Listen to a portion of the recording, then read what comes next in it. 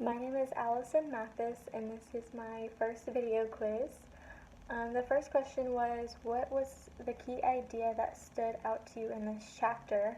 And in chapter 1, that was how much the internal noises really affect how your audience receives, like what you ate that morning, or how sleepy you are, and stuff like that. For chapter 2, it was that public speaking was named um, more fear than death in their surveys uh, about fears and um, stuff like that. Chapter 3 was the bandwagon, because I've noticed how a lot of the times people read the news and they're like, oh, well, this amount of people said that we should do this, so that must be the right thing to do. And it's like people don't really have their own ideas or opinions on it. It's just what the majority thinks is right. And for chapter 13, before reading the syllabus, I didn't know that we could post our videos on YouTube and then put them on the discussion board instead of just posting it on the discussion board.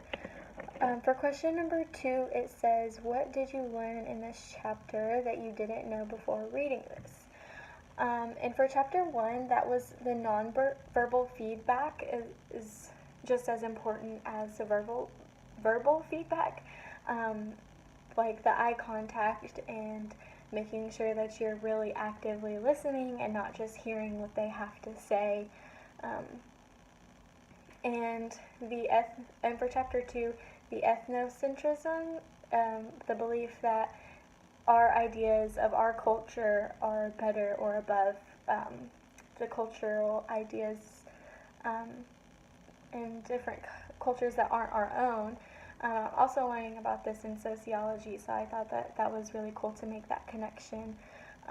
In chapter 3, as a speaker, you should be aware of who makes up your audience. And for chapter 13, it's that we had to take video quizzes, and I didn't know that before reading the syllabus. For question number 3, it says, why are these ideas important to public speaking? And for chapter 1, about the nonverbal feedback, I think that it's important because the speaker notices that, and they notice that they feel more comfortable and open when they get positive, rather if they get negative nonverbal feedback, they're more hesitant and shaky. For chapter 2, it's important to know that nobody's cultural ideas are better or above anybody else's. Everybody else has their own ideas and their own way of doing things, and there's no way to say that one is right and one is wrong. It's just important to know that.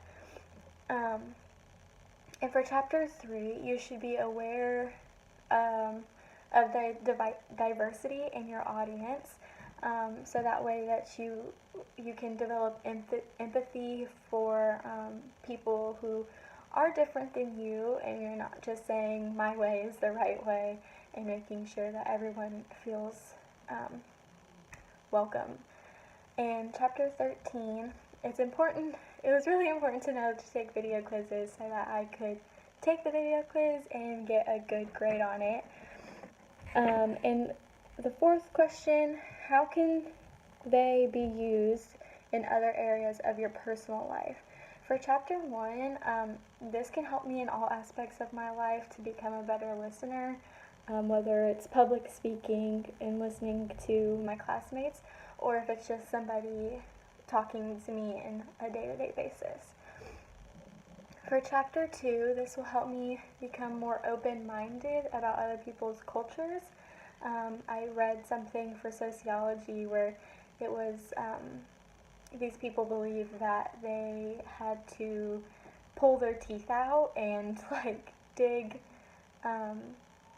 put dirt and herbs into their gums so that they could be accepted into their heaven, I guess.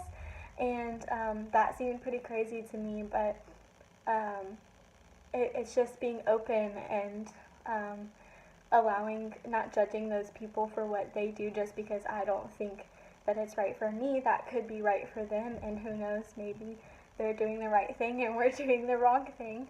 For chapter 3, having empathy is important in all aspects of your life for people to feel comfortable around you and open around you. If you don't have empathy, oftentimes people feel like they can't come to you or even listen to you because you are stuck in your ways and aren't really open. And for chapter 13, this will help me for my future online courses.